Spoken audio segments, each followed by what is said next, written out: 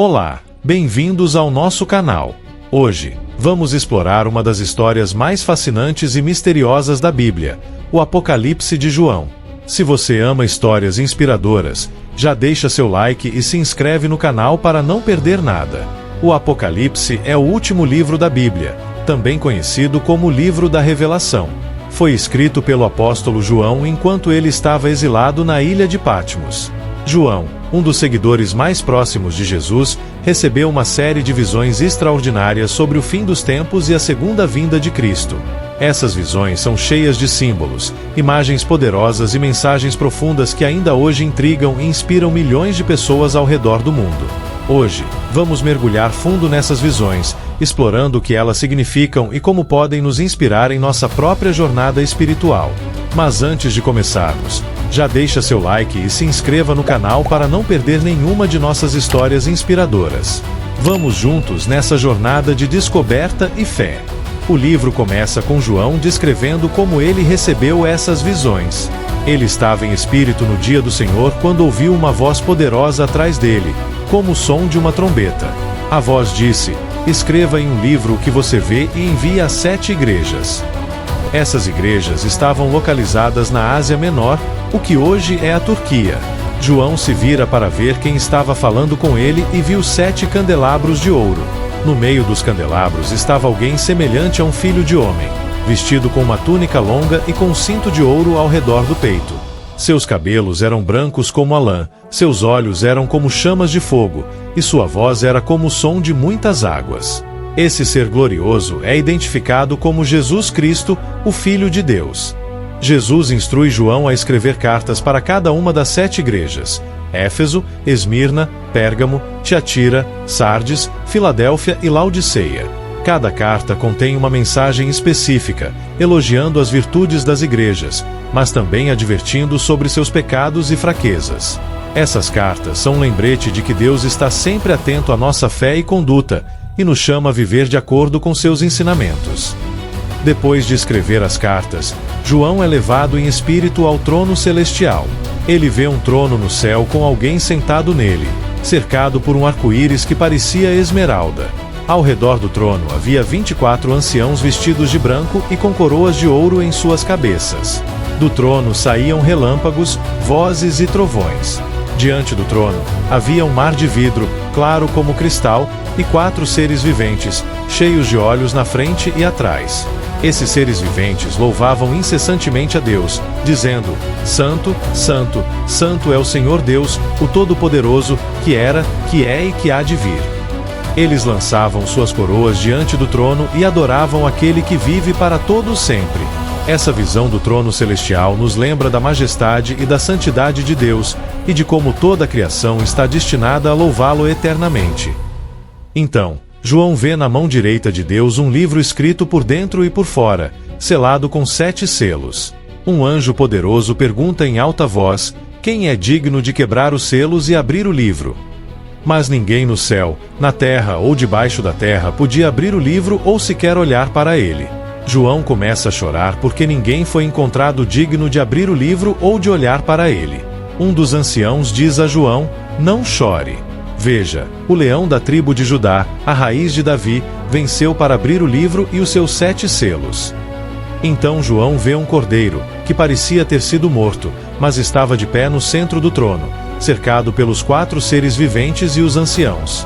O cordeiro, Jesus Cristo, toma o livro da mão direita de Deus, e todos caem diante dele em adoração.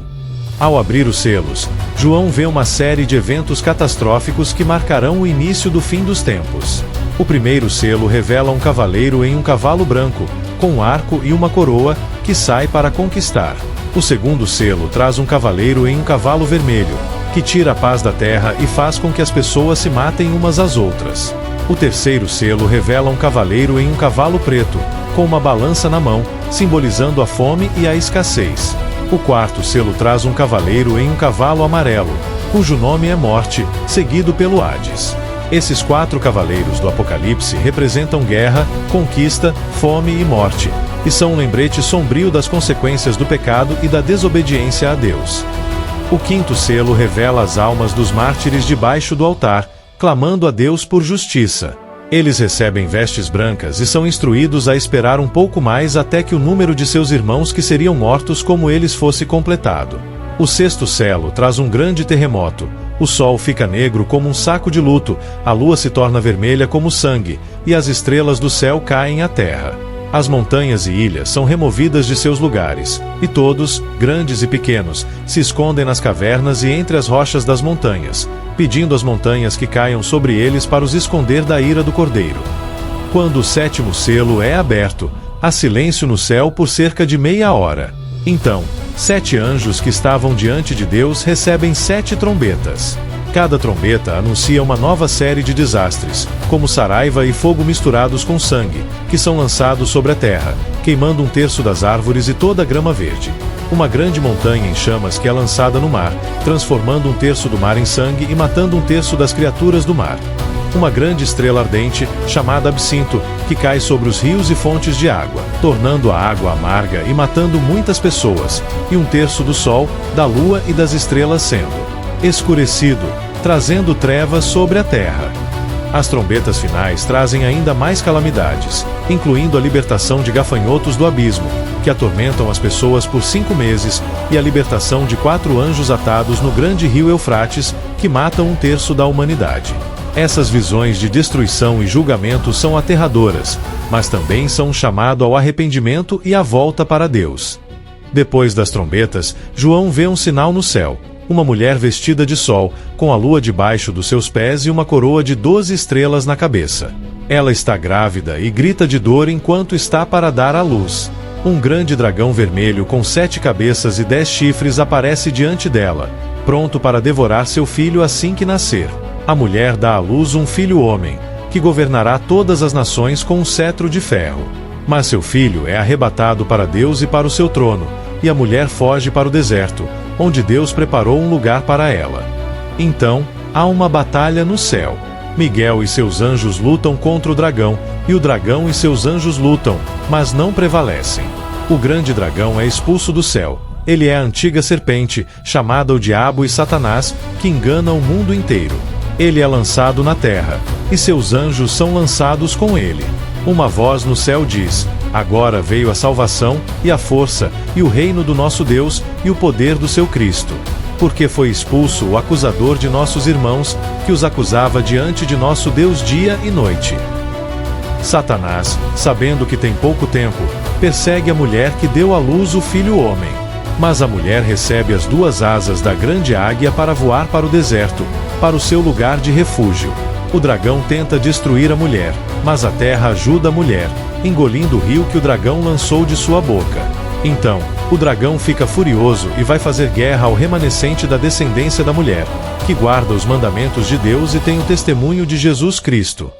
Depois disso, João vê 2 bestas que surgem para apoiar o dragão. A primeira besta sai do mar, com 10 chifres e 7 cabeças, e recebe poder do dragão. Ela blasfema contra Deus e faz guerra contra os santos, vencendo-os. A segunda besta sai da terra, com 2 chifres como um cordeiro, mas fala como um dragão. Ela exerce toda a autoridade da primeira besta em sua presença e faz com que a terra e seus habitantes adorem a primeira besta. Ela realiza grandes sinais, fazendo até descer fogo do céu à terra à vista dos homens.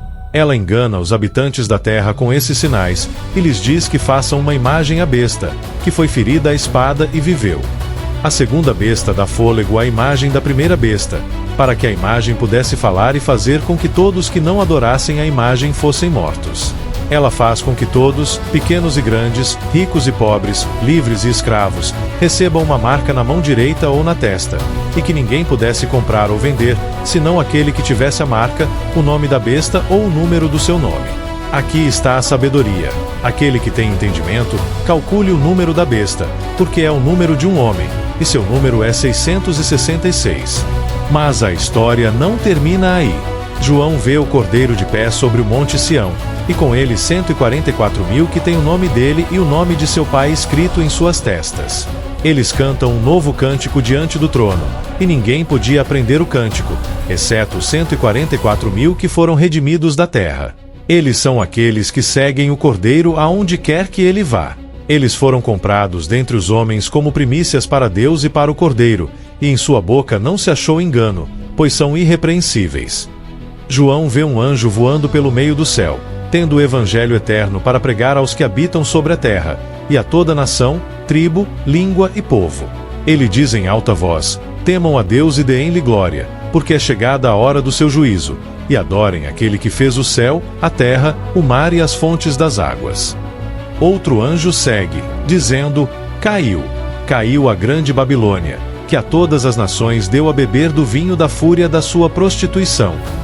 E um terceiro anjo segue, dizendo em alta voz: se alguém adorar a besta e a sua imagem, e receber a marca na sua testa ou na sua mão, também beberá do vinho da fúria de Deus, que é derramado sem mistura no cálice da sua indignação, e será atormentado com fogo e enxofre na presença dos santos anjos e do Cordeiro. Então João vê uma visão da ceifa da terra, como filho do homem, com uma coroa de ouro na cabeça e uma foice afiada na mão, se senta sobre uma nuvem branca. Um anjo sai do templo, clamando em alta voz para aquele que estava sentado sobre a nuvem: lança a tua foice e ceifa, porque é chegada a hora de ceifar, visto que a colheita da terra já amadureceu.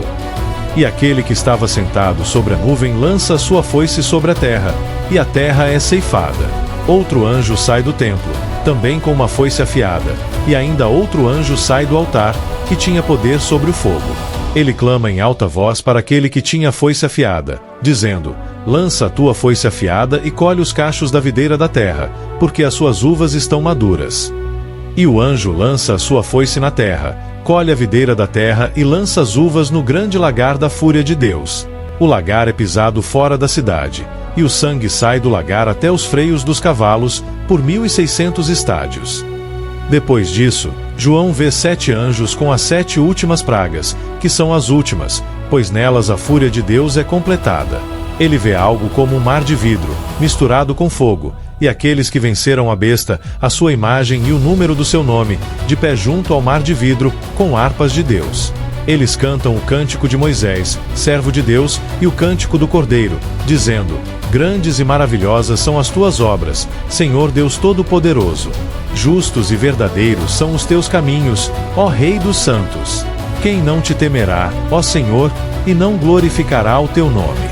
Pois só tu és santo. Todas as nações virão e adorarão diante de ti, porque os teus juízos são manifestos. Os 7 anjos saem do templo com as 7 pragas, vestindo roupas limpas e brilhantes de linho, e com faixas de ouro ao redor do peito. Um dos 4 seres viventes dá a cada um dos 7 anjos uma taça de ouro cheia da fúria de Deus, que vive para todo sempre. O templo se enche de fumaça pela glória de Deus e pelo seu poder, e ninguém podia entrar no templo até que as 7 pragas dos 7 anjos fossem completadas. O primeiro anjo derrama a sua taça na terra, e surgem feridas malignas e dolorosas nas pessoas que tinham a marca da besta e adoravam a sua imagem. O segundo anjo derrama a sua taça no mar, e ele se torna como o sangue de um morto, e toda criatura viva no mar morre. O terceiro anjo derrama a sua taça nos rios e fontes de água, e eles se tornam sangue. O quarto anjo derrama a sua taça sobre o sol, e o sol é permitido queimar as pessoas com fogo. As pessoas são queimadas pelo grande calor, mas blasfemam contra o nome de Deus e não se arrependem para dar-lhe glória. O quinto anjo derrama a sua taça sobre o trono da besta, e o seu reino se torna em trevas. As pessoas mordem suas línguas de dor, mas continuam a blasfemar contra o Deus do céu por causa de suas dores e feridas, e não se arrependem de suas obras. O sexto anjo derrama a sua taça sobre o grande rio Eufrates e a água seca, preparando o caminho para os reis do Oriente. E 3 espíritos imundos, semelhantes a rãs, saem da boca do dragão, da boca da besta e da boca do falso profeta. Eles são espíritos de demônios que realizam sinais, e vão aos reis do mundo inteiro para reuni-los para a batalha do grande dia do Deus Todo-Poderoso. O sétimo anjo derrama a sua taça no ar, e uma voz poderosa sai do templo, dizendo: está feito.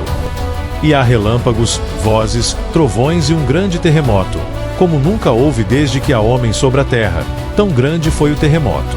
A grande cidade se divide em 3 partes, e as cidades das nações caem. Deus lembra-se da grande Babilônia, para lhe dar o cálice do vinho da fúria da sua ira. Todas as ilhas fogem, e as montanhas não são encontradas. E uma grande saraiva, cada pedra pesando cerca de 1 talento, cai do céu sobre as pessoas. E as pessoas blasfemam contra Deus por causa da praga da saraiva, pois a praga era muito grande. Depois dessas visões de julgamento, João vê a queda da Babilônia, que representa o sistema mundano corrupto e opressor. Ele vê a vitória final de Jesus Cristo sobre as forças do mal, a destruição do dragão, da besta e do falso profeta, e o estabelecimento do reino eterno de Deus. João vê um novo céu e uma nova terra, porque o primeiro céu e a primeira terra passaram, e o mar já não existe. Ele vê a cidade santa, a nova Jerusalém, descendo do céu, preparada como uma noiva adornada para o seu marido. Ele ouve uma voz poderosa do trono, dizendo: Eis o tabernáculo de Deus com os homens. Ele habitará com eles, e eles serão o seu povo, e o próprio Deus estará com eles e será o seu Deus. Ele enxugará toda lágrima dos seus olhos. Não haverá mais morte, nem pranto, nem clamor, nem dor, porque as primeiras coisas passaram. A Nova Jerusalém é descrita com detalhes deslumbrantes. Seus muros são de jaspe, e a cidade é de ouro puro, como vidro transparente. As fundações dos muros da cidade são adornadas com todo tipo de pedras preciosas, e as 12 portas são 12 pérolas. A rua principal da cidade é de ouro puro, como vidro transparente. Não há templo na cidade, porque o Senhor Deus Todo-Poderoso e o Cordeiro são o seu templo. A cidade não precisa do sol nem da lua para iluminá-la, pois a glória de Deus a ilumina, e o Cordeiro é a sua lâmpada. As nações andarão à luz da cidade, e os reis da terra trarão sua glória para ela.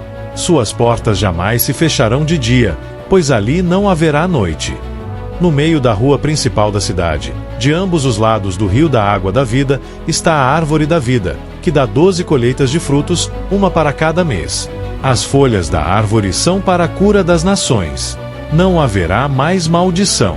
O trono de Deus e do Cordeiro estará na cidade, e seus servos o servirão.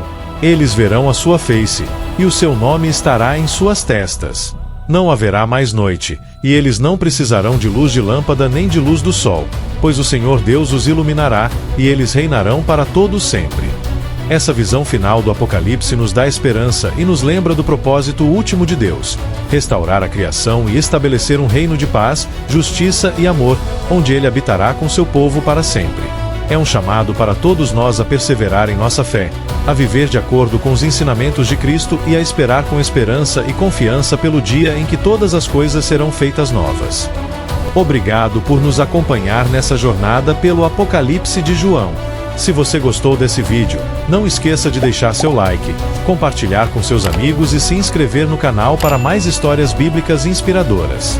Deixe nos comentários o que mais te inspirou nessa história e qual outra história bíblica você gostaria de ver aqui no canal. Até a próxima, e que Deus te abençoe!